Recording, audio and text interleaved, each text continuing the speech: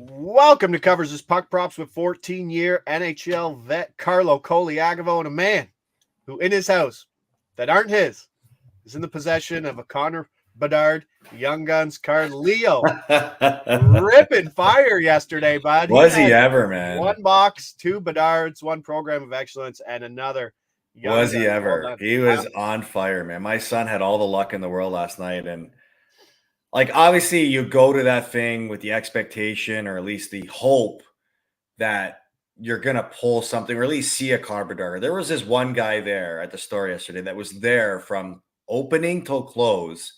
And he literally opened up a whole case of Connor Bedard. You should have seen the different Bedard cards. He had about 12 different versions of Connor Bedard rookie From cards. one case? No. From a whole, like what did he order? A case, a box, whatever he ordered. Yeah. Like they had 12 boxes in it. Yeah, case. He was just ripping wax nonstop, man. This guy was pulling all kinds of Connor Bedards. My son pulls out one box and pulls out two cards. That's I couldn't wild. believe it. Yeah, old Al's brother got himself a case too. I saw that. He got the matchup. Was it him and Carlson? Bedard and Carlson, the split? Oh, the checklist. Yeah.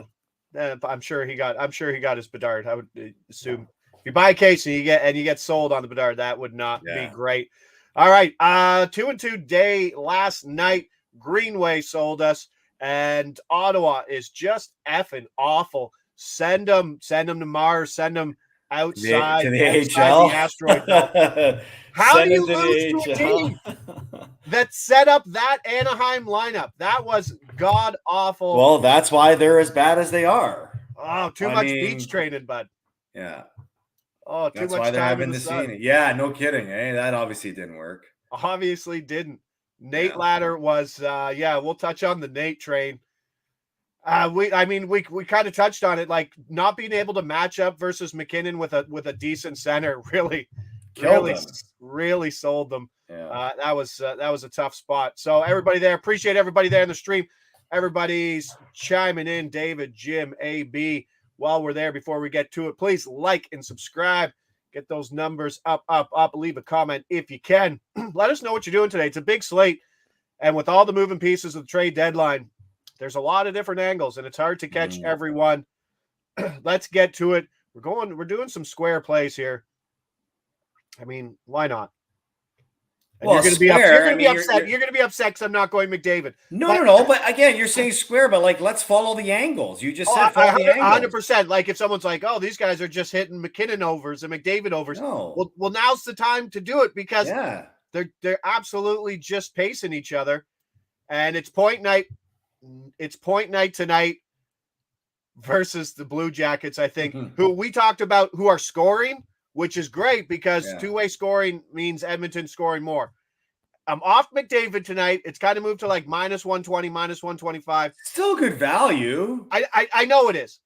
But like I'm looking at Draisaitl at plus 125, and I might as well do that. No, if McDavid's going to get a point, there's a good chance Draisaitl is going to be latching onto it. Does scare me. So obviously the trade with Henrique brings some stuff in and maybe some juggling, but I don't think it's going to obviously affect the first line. Daily Faceoff does have Draisaitl for some reason on the second line, but I went back in the game log from Money Puck. It was Draisaitl, Hyman, McDavid playing all their 5-on-5 minutes, and the Draisaitl and those guys playing obviously the PP together. So if status quo, if that holds, I'm backing Draisaitl. If Draisaitl slips to that second line and you don't have anything in, then you can lay the juice with McDavid on this point. But last 17 games, Draisaitl, 11 multi-point games, 29 points, 3 straight multi-point games, and he's pointing on 70% of the Edmonton goals over those 3 games. The McDavid streak will point out, obviously, because it's a piggyback play as well. McDavid, 12. His point streak's at what? I think he's got 12 multis in 15 or 14 of his since the All-Star break. He's 12 multi-point games? 12 multis, yeah. I think it's 12. I got to double check. I wrote it down bad here, but it's pretty sad. Here, pointing in 58%. Did you write it down in your notes? Yeah, but I wrote it down in haste, and no one has to see it, so the 17 spelling mistakes. And he's pointing in 58% of Edmonton's goals over the last 12 games, I believe. It's pretty bad. Columbus, 26 in goals against, 28th in PK. It was a big night for Nate Mack, we saw. Is it point night for the Oilers, who, like I said, also added Henrique? Yeah, I mean, how could you not like the idea of point night for Edmonton in Columbus? I mean, Columbus gives up a ton of goals. This could be a day too where their roster gets thinner depending on guys they move out. But even if they don't, it's hard to trust anything defensively that they do. And for Edmonton, coming off a very spirited win the other night in Boston, the way they came back, scored 30 seconds left, and obviously win it in overtime. You have to think they want to keep the momentum going. And I talked about on my show this day about energy and different ways teams can create it throughout the season, whether it's through a call up, whether it's through a guy on your team chasing a certain milestone, or through a trade. What's everybody been waiting on Edmonton to do all season? Make a trade. Well, they made a big one yesterday. They bring in Henrique and bring in some depth with Sam Carrick. But you got to think that's going to, jolt a huge, boost of energy to the team. And look at what it did for Colorado last night. Colorado makes two big trades and they go out and they absolutely steamroll the Detroit Red Wings. So why can't we look at that as a factor tonight in Edmonton? And it's not just the team Edmonton, the individuals on that team. McDavid chasing the Art Ross in the scoring league, just saw McKinnon put up 4 points last night. And you got to think it should be 10 points but he has like 5 games in hand. He's got 6 games in hand 6 games, yeah. on McKinnon, and he's 10 points back, but he's 6 points behind Kucherov for second with 4 games in hand. Kucherov plays tonight. Colorado doesn't play tonight. I think they do play tonight.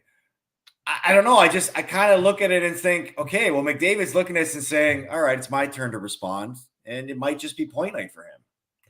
Yeah. Stat correction. 7 of his last 10, he has multi-points in for 7 of 10 multi-points. FB coach says, do you like the over 6.5? I absolutely love it, but it's going to go to 7, and I'm not paying minus 135 for it. It's there. Is this the over in the Columbus game? It's going to go to 7. Yeah. Sports Interaction right now sitting at 7 plus 120 to the over, so that move's begun. You're going to pay a lot to get that 6.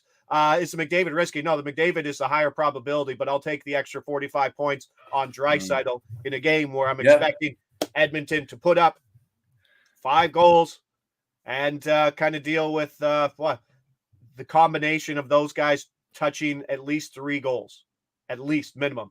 Yeah.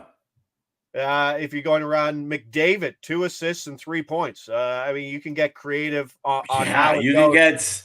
You can get very creative with McDavid because this is a guy that's capable of putting up a 5 spot, a 6 spot, a 7 spot. Yeah, if you put these guys together, if you have that available, I believe these guys are about plus 230 for both to record 2 points.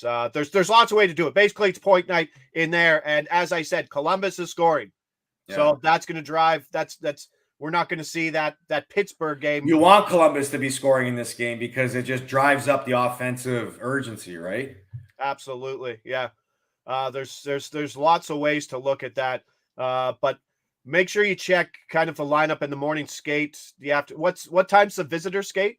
Visitor skates are 11:30 local time. Okay. So visitor skates, make sure that those guys are on the same line. There could be a juggle, but like usually we say, if it ain't broke, don't fix it. They coming off that win, keep the lines the same. And it was good to see that they had, because sometimes they'll split up Draisaitl and McDavid on the road just to easier with the matchup. I mean, at home, you can load them up when you get the last change, but they did have them on the same line in Boston.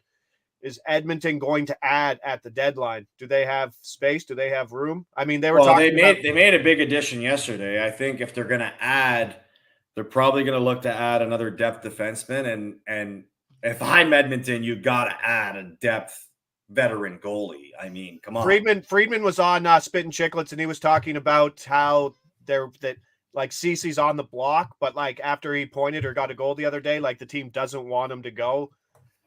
Well, it depends on what type of move they're looking at, because if they're looking at a guy that's carrying a salary, I mean, we saw what Colorado did yesterday. You've got to push money out somehow, and he end up being the odd man out on that. I mean, I like when teams get creative and start moving salaries in and out to make stuff happen. Yeah. Instead of just always trying to add without removing. Yeah. I understand that concept too, but we'll see. They've got to get creative because this is a big playoffs for the Edmonton Oilers. I mean, you got Draisaitl's contract that's up in the air next year, his future, and that's going to determine usually probably what happens with McDavid the year after. Ooh, spicy take. Let's go. Buffalo, Nashville. Buffalo can't score. Like that was a lull of a game last night. It's now they face Nashville, who I believe are 8-0-1 in their last 9, coming off an overtime loss. I'm double dipping on this. Buffalo team total under 2.5. So this total is at 6.5. I really think it should be at 6.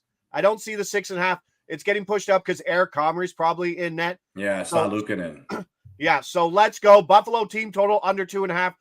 Insanely surprised to see this at plus 105, and it's only there because it correlates with the with the total of 6.5. Right? If this is 6, that number drops down to maybe minus 115.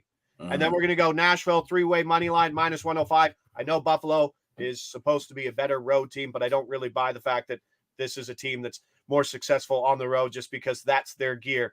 This is a team that's top 5 in expected goals against since the All-Star break. The defensive game was on display last night. They're 3-7 to the under over their last 10 games. They've been profitable to the under all year. This is a team that 3rd in goals against and 3rd last in goals for at 2.64. What happened? Like, honestly, we know Nashville's a hot team. They're making a push. They really need some secondary scoring. It's insane that this team's that good with what they have. Yeah. It's really impressive. But to Buffalo, this is more of a fade on Buffalo really than anything else. Second game in 2 nights. What happened in Buffalo? I went back 3rd last year in goals per game, 24th this year. Like, how do you just lose that skill? Well, Marty Baron said it best on our show yesterday that their power play has just been horrendous this year.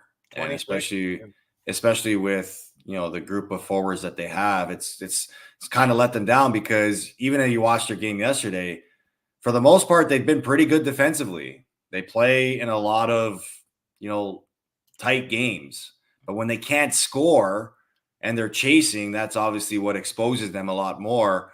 Their goaltending was questionable early on in the year. Now Luukkonen has given them some stability in net. He's played really well, given them a chance to win almost every game he plays.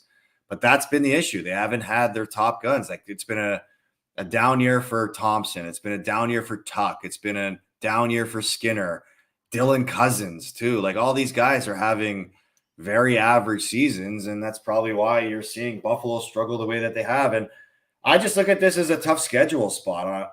A back-to-back, you're in overtime yesterday in Toronto to fly to Nashville to play on a back-to-back.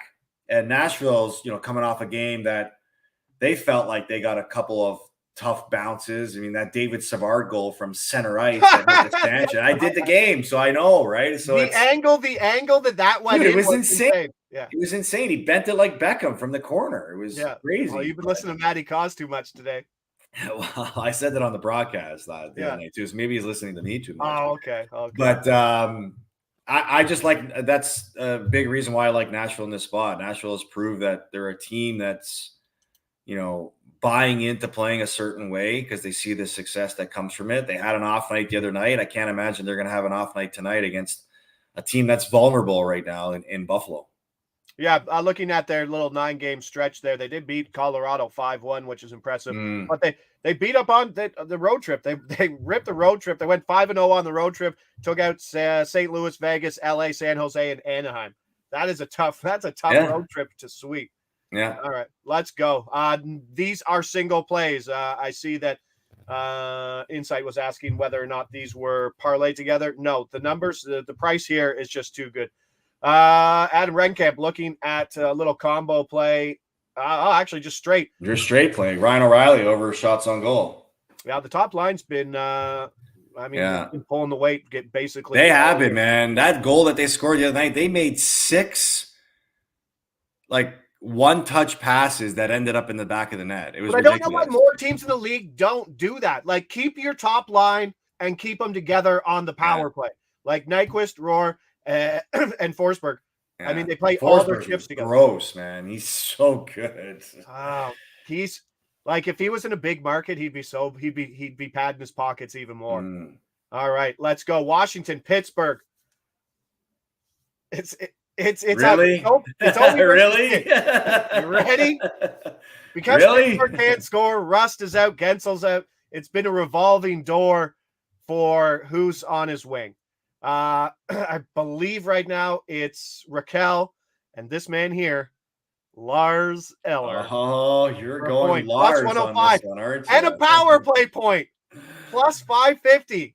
The power play is trash, I know, but he's PP1 and he's plus 550 to get a power play point versus Washington, who I think they're winning games, but they're winning some high-scoring games. They're an over team right now, which is funny because they weren't at the beginning of the year and they weren't scoring, but they're starting to score now.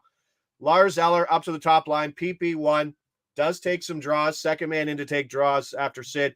He played 24 minutes, bud, versus Columbus. Lars Eller, 24 minutes. The only guy who had more ice time than him was Chris Letang. Wow. Washington, 3.39 goals allowed per game at 5-on-5 since the All-Star break. That is a big number at even strength. Charlie Lindgren, 26 goals allowed over his last 7 games. We could see Darcy Kemper, who's played 1 game since February 18th and has a 410 goals against on the road since Christmas. Wow. The Pittsburgh power play is brutal, but plus 550 is wild. Yeah, especially a guy that's getting top line power play unit or top power play time. Yeah, it is I know you do like your plus money big power play points, but I know those go into the account first. Ovi, Crosby, let's go. Washington 8-2 to the over in their last 10. Both guys had goals in the January meeting. What are you expecting from these two teams tonight with so many trade rumors? And gotta trade Crosby. Gotta. You have to. You can't just sit there and be like, they're not. Everyone would agree with you. I mean, especially for Crosby, like people want to see him play in the playoffs. He's one of the best players in the game. Like that's where the best players should be shining. And it's just really unfortunate that, he's going to be another season, and especially the season he's having at age 36. Like there's no signs of him slowing down, which is, and you talk about like Crosby or the Penguins and the way they're built and the guys that they've decided to, go long-term with and be legacy players, Letang, Malkin, and Crosby. If I told you before the season started that Malkin, Crosby, and Letang would be available for every game this season and they would miss the playoffs, what would your reaction be? Yeah. What? All right, here's a bunch of old guys with a new GM. No, but you'd probably feel pretty good in saying, yeah, I mean, they probably should make the playoffs if all those guys are available. They're still good players. Yeah. That's what's even more bizarre about Pittsburgh this year is all 3 of those guys have played every game. They haven't missed any games with health issues or injuries, stuff like that. Malkin's and they still suck. So that just goes to show you, like, how much of a problem there is in Pittsburgh. And I'd rather have John Tavares than Malkin any day. Malkin is he's hard on the eyes. Yeah. So I mean, this game is tough for both teams just because of all the trade talks around them. There's still talk about, guys in Washington being shipped out, like Pacioretty or Nick Dowd or some of their defensemen. And in Pittsburgh, I mean, the big name is Gensel, right? Does he even play tonight? I doubt he even plays tonight. So they keep him out. He's not even available to play. Yeah, my apologies. Yeah. So it doesn't matter anyway. So I don't know what to expect. I mean, I think if you're talking about Anthony urgency, Mantz is out too. Like there's no secondary scoring. If you're talking about urgency, both teams are fighting for their lives right now. So you'd expect both teams to bring an urgent game. Yeah. Just get a greasy one. Lars Eller on the PP. Little John Tavares special on Saturday, right off the kneecap and in. We'll take that. Nice. I'll take one of those goals. Yeah, let's see what we got down in the chat. Everybody being active, love to see it. Can you guys talk me off Philly, Florida under 6.5? No, I'm surprised that it's at 6.5. 6.5 for Philly, Florida? I would assume that like Konechny might be out. They shipped like Lawton is day to day. Wow, Walker, that's a obviously, high total. I think it's got to be 6. Yeah, I'm seeing 6 minus 105 to the under, which I That still makes more sense. like. Yeah, no, the Yeah, if 6.5. you can get it at 6.5, that's a great play. Absolutely. No, if you can get there, I fully agree with that. Philly. I mean, what do you do in that locker room? We're not touching on that game, but you're in a playoff run and you're selling pieces. Yeah, that's a tough pill to swallow for the players, right? I mean, But obviously, we talked about players can rally around that too. yeah, it depends on who they have stepping in for that guy, right? But there's a business understanding that what goes on in the locker room too, right? I mean, they kept Sealer, which is a guy that was talked about a lot. They moved on from Walker. what's his name? From Walker because they got the price that somebody was willing to pay for him, right? I mean, as a team like the Flyers that is above expectation this year because of where they are in the standings and the season that they're having, yeah, it's kind of a tough kick in the nuts to see one of your important players leave. Players don't care about business. Players care about winning, right? High-fived in the locker room. We got a first for Walker. Yeah, like they don't care about that. They want to worry about their success this season because you don't know what next year is going to bring, right? Just ask the New Jersey Devils if they know what everything's going to look like from year to year. This is a team that people said was going to win, be a content for the Stanley Cup because of all the great moves they made and locking up their players. And, now they're 10 points out of a playoff spot. So I've always been a believer that if you're playing above expectation, you put yourself in a playoff spot, regardless of where you think you are in your rebuild, you should go for it, man. Yeah. It helps accelerate everything even more because now you're giving your players that you want to build around playoff experience. You're playing in high energy and high leverage games, like high tension games too. That's how you build, a playoff identity.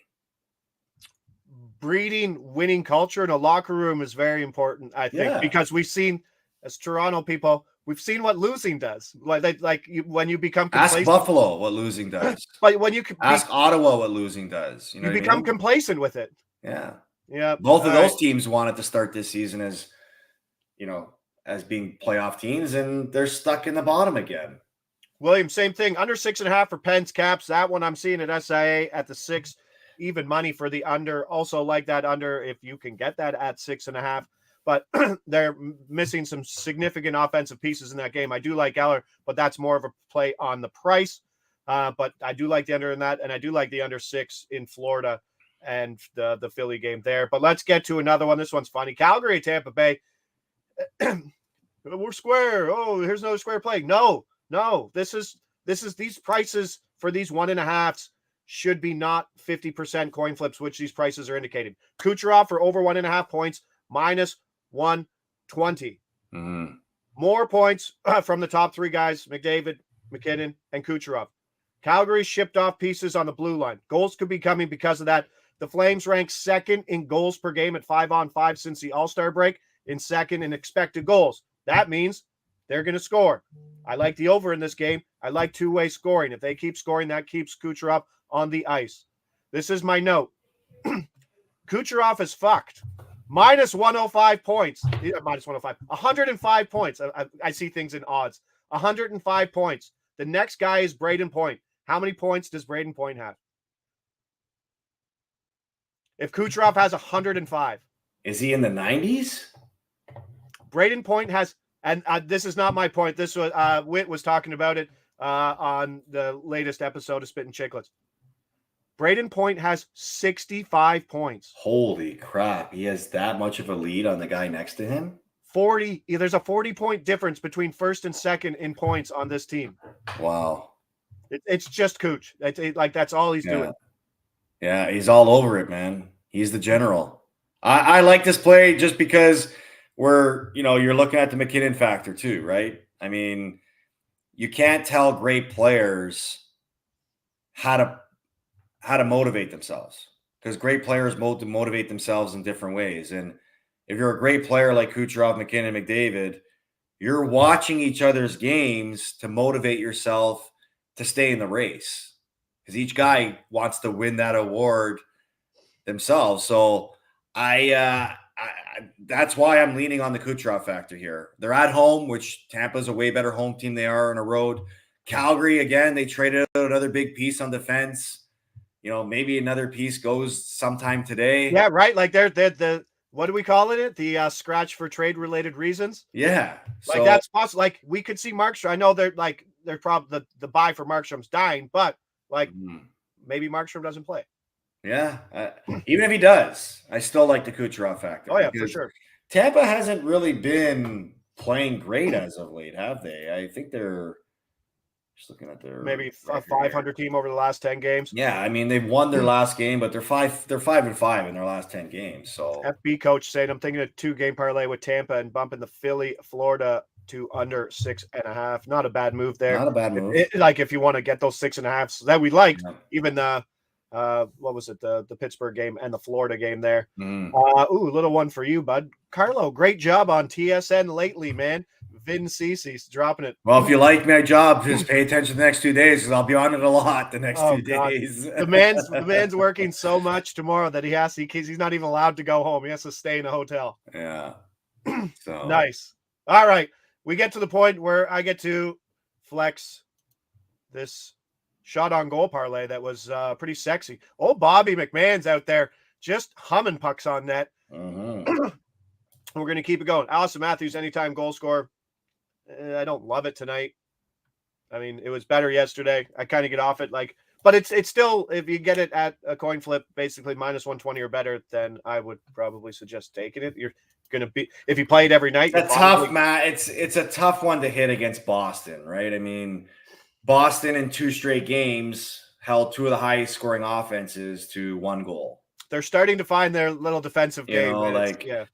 And I know Edmonton last game, both McDavid and Draisaitl factored into both goals, but they had to tie it with 30 seconds left, and then they won it in overtime. They shut them out for 59.5 minutes. Yeah, and Matthews scored an OT winner yesterday too against Buffalo. So I'm not putting it against him that he can't. I just don't like it as much just because of the matchup and the schedule spot that the Leafs find themselves in right now. No, I agree totally. All right, so here's the over 1.5 shot on goal parlay that's hit in back-to-back shows. Getting greedy, throwing a third guy in there. Plus 255. We got McMahon in Toronto. We got Jack Roslovic, who helped us out on Tuesday, and then we're adding Minnesota, Marco Rossi, over 1.5.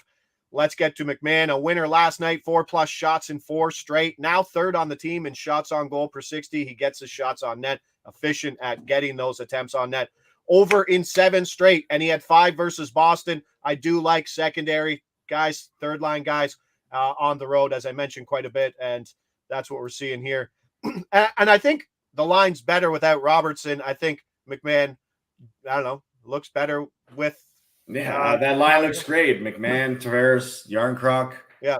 Each guy brings something different. There's no, to me, it's not a fit for Robertson to be on that line. No, and Jack Roslovic is my absolute favorite being underrated player by the books right now. 11-0 to the over on this his last 11 games. 3+ shots in 9 of those 11 games. Tough matchup, but he's playing like 20 minutes. He's PP1 in line 1 and 20+ minutes in his last with 2 points, including a goal. And then we jump over to Marco Rossi. Big bump in minutes of late. He's up top PP line with Matt Zuccarello, who is out due to personal reasons. You know anything about that? I don't. It's the first I'm hearing about it. Yeah, so sometimes they can drag on. Sometimes they're quick. You don't know, but he was even getting a bump. So I like it a lot more if Zooks is out, but 5 straight overs, 9-1 to the over in his last 10, averaging 3 shots on goal. 1, 2, 3 on the 1.5s. And that, these are guys who can hit 4 shots. These are guys who can hit 3 shots. So, I mean, if you want to run that ladder up to 2, 3, and 4, maybe there's something there. But St. Louis defenders have been shooting as well. Most of them are 1.5. I was looking at that. What about these 3 in the parlay? Forsberg, McDavid, McMahon. McDavid at 3.5. I don't love McDavid's 3.5. He's just not a heavy volume shooter.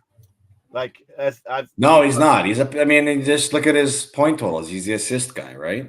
Yeah, that's bumped up there just because of the matchup versus Columbus. Adam Renkamp jumps in. His favorite play: Sebastian Aho, 2+ points, plus 160 versus Montreal. Montreal's it's a tough team to figure out right now. Tough. I don't know. Slafkovsky. Did Slafkovsky play last game? Yes. He did, yeah. Okay. Yeah. So he was questionable to go in.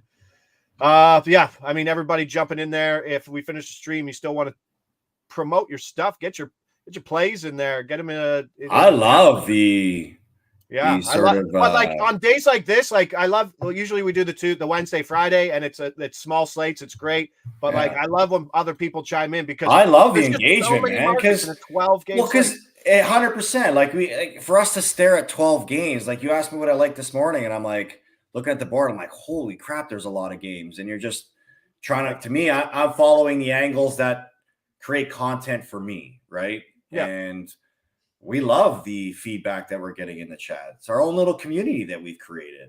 Oh, yeah. We appreciate everybody there. The jinglers. Oh, the jinglers. I'll stop it. Puck proppers. But no, appreciate everybody there in the chat. Let's do a quick recap here for a giant Thursday slate. And I think we got some afternoon soccer in Europa and Conference too. Draisaitl, 1.5 points over, plus 125. Let's hope he stays on that top line tonight. Point night versus Columbus. Buffalo team total under 2.5 plus 105, and then the Nashville three-way money line. Big Nashville people today. 2 plays, both singles there. Then we jumped over to don't call me Lars Eller for a point. Plus 105 in Pittsburgh. Need some points there on that wing with Sid, and that power play point is just a massive number for anybody playing on the top power play unit. So a little sprinkle there. Kucherov, that 105 points. Braden Point, next guy, 65 points. That is wild. Crazy. The man just does it all by himself. He's a one of one, absolutely. And then we got the shot on goal parlay that's been hot this week. We go McMahon, Roslovic, and Rossi over 1.5. Each of those guys at plus 255. These need to be red zone type streams with these skaters or with these slates. Yeah, that'd be nice. There's so much going on. The only problem is with the red zone, like if you tried to do that, there's no, like, books don't have live points. Like it's only goals or other markets. So it's tough. Love the show. Really?